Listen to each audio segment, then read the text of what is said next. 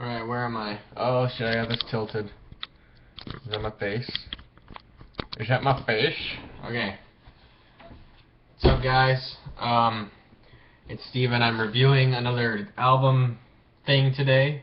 And I got with me Merkules. Oh wait, Merkules Scars. His sophomore album. He had a 10-song album. I don't know, maybe he calls that an EP. I think it's an album because it cohesively works all together as a project, and the songs kind of all connect. This is the same way. 14 songs on this bad boy, and it's really dope. I probably listened to everything on here like 25 times, some like 40. So, oh yeah, and by the way, SDK hat, you know what it is, baby. Yeah, we're gonna go down the list of what songs are dope, what I liked about them, and maybe some cons. But I'm not a critic, really. This is a critically acclaimed album, and I'm a critic who will be acclaiming it today. So, you know, there's his Merc knuckle tats right there, Merkules. Congrats on him losing a lot of weight, by the way. He's losing like 140 pounds in a year. Dude's fucking nuts. Anyways, first song is called Save Us. It's produced by Vocab, who's produced a few beats for these guys already, these Stealth Bomb peeps. For reference's sake, I cannot think of. So I don't know why I went into that segue about Vocab, because I know a lot less about him than I thought I did. It's called Save Us. It's got Snack the Ripper on it. It opens up. It's got a really tight trap beat. Not a whole lot of hi-hats. I really dislike hi-hats. They tickle all over the fucking place and annoy the shit out of me. And yeah, it's like it's about as pleasant. Hi-hats are about as pleasant to hear as mosquitoes in your ear. I mean, if they're used the wrong way, which a lot of things are, like songs like basically any trap song these days, you can find a shitty example of hi-hats. Anyways, it's not too bad. It's got some tight synths along with the snare. I'm probably using the wrong terminology. Flip. Yeah, it's got Snack the Ripper, Merkules, something's really tight, fast verse, impeccable breath control. It's really dope. Chorus kind of lowers his voice, he sings for a little bit, there's no way that you can save us, and it repeats, and then it says, so because we smoked out, no doubt, crazier than Manson is, drink her out the bottle, yeah, mom's raised some bastard kids, never gave a fuck, and we're not going to start soon. Step over that line, we're start throwing harpoons, and it repeats, no, throwing harpoons a bunch of times. Snack Ripper's verse busts in, that's dope too. And the beat kind of carries on for a little bit after the verse. Yeah, it's a good song, it's a really, really solid opener. I like it, I think it's a banger, it sounds great, because it sounds great on some speakers and headphones. I did not yawn. No one saw that. That dude. Track number 2. Produced by D-Dog. It's actually my favorite track on the album. You know, the beat just kind of like builds up, and then the drums and the bass hit immediately, and Merkules comes in with kind of a chorus, sort of melody type thing, and then just switch to like vicious rapping immediately after that, and it's dope. The chorus kind of changes. It's got the same tempo and the same flow each time, but the words are different all 3 times. And a lot of choruses throughout this album have that kind of same pattern. And yeah, I like it. They're crying because it's obvious that I'm that dude. It's basically just saying, you know, describing himself in the most confident, arrogant, asshole-y manner possible, and it's awesome. It's, you know, every rapper's got to have a song like this, and Merkules knocks it out of the park. So, yeah. Number 3, produced by Vanderslice. He's produced, I think he was the guy who produced Vandalize shit off of White Dynamite by Snack the Ripper with Onyx Boys. I think I was that, or maybe it was Vocab. Maybe that's what I was segueing into when I mentioned Vocab. Let's go with that. It's called Kill 'Em All. It's got Fred Star, one half of Onyx. It's dope. Like, the beat just kind of, it doesn't really steal the show, but it does its thing, and Merc has got It's basically just saying like he'll kill all competitors when it goes to haters, people making fun of him, trying to challenge him, and other people in the music industry he'll also kill. And he pokes a little fun at hipsters, which is funny. He says fuck your fake non-prescription glasses and your boat shoes. Like, I don't even know what boat shoes are, but I've probably seen them on someone who was a total douche. So yeah, and Fredro Starr's rap verse is great.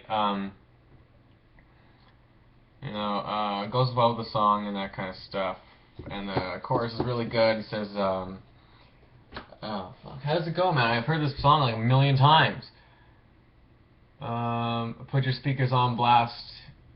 Your team is all trash. Haters need to fall back. I kill them all. See them all at my shows, trying to walk on my toes. And I got him like, whoa, I kill them all. And he says, oh, you ain't acting like men. All these rappers ain't shit. Or there's a third line in there. Man, it's lost on me today, but it's good. Groundhog Day is the fourth one, produced by C. Lance. Oh wait, I'm showing my face instead of the thing. There we are. C. Lance right in here. Boom. Found it. Yeah, okay. That's what I meant to do. And it's dope. C. Lance is a really talented dude. He's produced for, Army of the Pharaohs. He's produced for anyone. He's produced for Swollen Members, Mad Child, Snack the Ripper, all these guys. Like, everyone on the underground has a C. Lance beat at some point. It's a little different for C. Lance. He's sharpening his piano skills when you compare it to songs like What I Do by Snack the Ripper, which is just like, when I listen to that beat, it's a great beat, it's a banger and everything like that, and Snack the Ripper makes it an incredible song. But like, when you just focus on the piano and realize how simple it is, like you picture this cat playing on chopsticks, just kind of slapping on the piano, going da da da da da da da, and that's, but it's definitely a lot better. He definitely sharpens it up on Groundhog Day. He's been very busy with the keyboard and the piano and then whatever computer program he's got there. It's mostly just about Groundhog Day is about how he's taking a little hiatus to work on his album and tour a little bit, but he's coming out. People are going to see him again, and it's all about that's where the Groundhog thing comes from. It's about him re-emerging into the game, and yeah, it's dope. Like, re-emerging into the game and saying, even though if you're not seeing my face a whole lot, I'm still the dopest, and here's the album that will show you that. Probably my favorite song, actually. C. Lance has a trap beat on here, actually, and I was just doing a rant about hi-hats, but it's not too bad here. It really isn't too bad, because you don't hear it all that much. Songs like Everywhere I Go by Sunreal, hi-hat is just fucking everywhere, and it's annoying as fuck. It doesn't help that I hate that guy, but Merkules is dope. Deep End, produced by Aspect, who's actually I think he's actually based in Alberta. He's really good. He raps as well. He produced Too Deep with Caspian and Merkules off of Snack the Ripper's album. He's produced The Jackal for Mad Child. He's produced so many other great songs. The Deep End is good. It's kind of almost reminds you of EDM. The drum beat is kind of soft. It's not too hard. It's not like the classic kind of boom bap that you always hear from Young Aspect. But it's dope. Merkules has got the subject of this song is saying that there's no going back. This is his dream, and he's stuck in the deep end. And it has a really melodic chorus, which is great. Merkules can pull off singing. A lot of rappers can't pull off singing, but Merkules does it, and he does it really well. Scumbag number 6, featuring Sticky Fingers, and it's produced by Vocab as well. Really good, really good. There's punchlines, flow switch-ups throughout. Sticky Fingers and Merkules all have a portion of their verse where they go double time over the beat, and the beat is pretty good too. It's a real banger. It just kind of like gets your head banging immediately. Great chorus as well. Close My Eyes. It's a love song describing Merkules' girlfriend. There's not much really you can criticize about this song. It's two people in love and describing his point of view on the relationship and how confident he feels with her in his life. It's great. It's uplifting. Makes you hopeful that things like that can happen to you and all that kind of stuff. So yeah, it's produced by C. Lance, who, like I said, he's got diversity. This beat sounds nothing like the Groundhog Day beat. You can hardly tell C. Lance produced it until you look it up and you're like, whoa, he produced this? Because he's everywhere. The Sync, produced by Bo Beats. It's a banger. Snare drum's really prominent here. It's basically just about him getting smashed all the time, history of alcoholism, and how he just goes crazy at parties with beer and all that kind of stuff. I like it. It's kind of a banger, and he's got a melodic chorus too, but it definitely works. Pennies, produced by Aspect, is number 9. Really good track. It's about basically just hustling, trying to get money. He's had songs about following his dream, but it's about how money plays a part in that, and he's lost, friends and connections to people in his personal life about, because he's pursuing this dream, and that leads right into the next song. But yeah, it's just about him, trying to pay for rent and trying to hustle, get a little bit of money, and making it last, and all that kind of stuff. Pretty good. Any kid just starting out can relate to something like that. Day Ones ties right into the end of Pennies because it's about him losing touch with friends he grew up with. He's lost touch with them, trying to get this dream, trying to get up there, and it's really good. It's a really tight beat. One of my favorite beats by Bo Beats. Actually, he did the sync as well. That's dope. Just before the beat goes in, it's like Bo Beats on the trap, and then and there's a bass line that I didn't really hear until I put it on speakers, and then I prefer it on headphones instead of a speaker, because then you can kind of adjust the EQ on your iPod and all that kind of stuff. But yeah, there's a bass line that's pretty prominent, almost too prominent for my taste. But Merkules chose this album, chose the beat because he liked it and it fit the song. So what I have to say really holds no merit at the end of the day if I'm willing to criticize it, which I'm not, because I love this project. Day Ones is great. It's just reminiscing about good times with friends, and how when he gets big and popular, he's never going to forget the good times he had and all that time he spent just building bonds and friendships and stuff. Number 11, On the Rocks, produced by Stewie Kubrick. He produced he's produced, I think, the openers for every song on Snack Ripper's album, pretty much. Like, he's produced White Dynamite, he produced the Just Give Her opener. He's got a different tone on here too. It's his guitar riffs, the snare drum isn't really all that loud, the bass and the drum loop isn't all that loud. But there's some guitar riffs coming through there, and it's really soft, somber song. And it's just about I don't know how to describe it. It's just about him. It's a little more calmer. Like, it blends the message of Groundhog Day and Deep End together for something more relaxing, something more chill. And he's got a great singing chorus again. He used to count me out, but now they're on my side. I'm screaming fuck 'em all. Takes his time. It raps about his past and his future as well, and maybe some regrets, or maybe some reminiscing about decisions he made not to go to college and to enter the rap game instead. I like that. I like that introspectiveness. We're getting a hint at Merkules that I would like to see more on more projects. Like, this is a part of Merkules that I love seeing and love getting to know. So number 12 is the title track. The album that altogether is called Scars, by the way. I might have said that, I don't know. But Scars, produced by Dirty Sample. It's the only beat this guy has on the album, but it's just kind of tumbles along. It's got some drums in between each. It's like, I don't know how to describe it, man, but there's like a bass and there's a drum and then a couple of drums, rather than just like a bass, and then the drum at the end of every bar. There's a drum hit within each bar. I think that's how to describe it. I might have nailed it, and it might have made no sense at all. But it's good. It describes how he got scars on his face. If you can see on the album here, he's got some business going on over here, man. And then he's got some Joker scar grin going on there. And that was he was actually attacked in a knife fight when he was like 16 or something. And this song captures that. And and the chorus goes, "Yo, it's funny how your whole life can change in a day. People love talking shit. Let them say what they say. Just be you. All that bullshit ain't gonna stay. Learn to be the other person. Better person. What are they gonna say?" You know what I mean? It's about how through all this he found a meaning and became more motivated to pursue music because it kept him safe, kept him off the streets. and away from these unsavory sort of people. Really dope.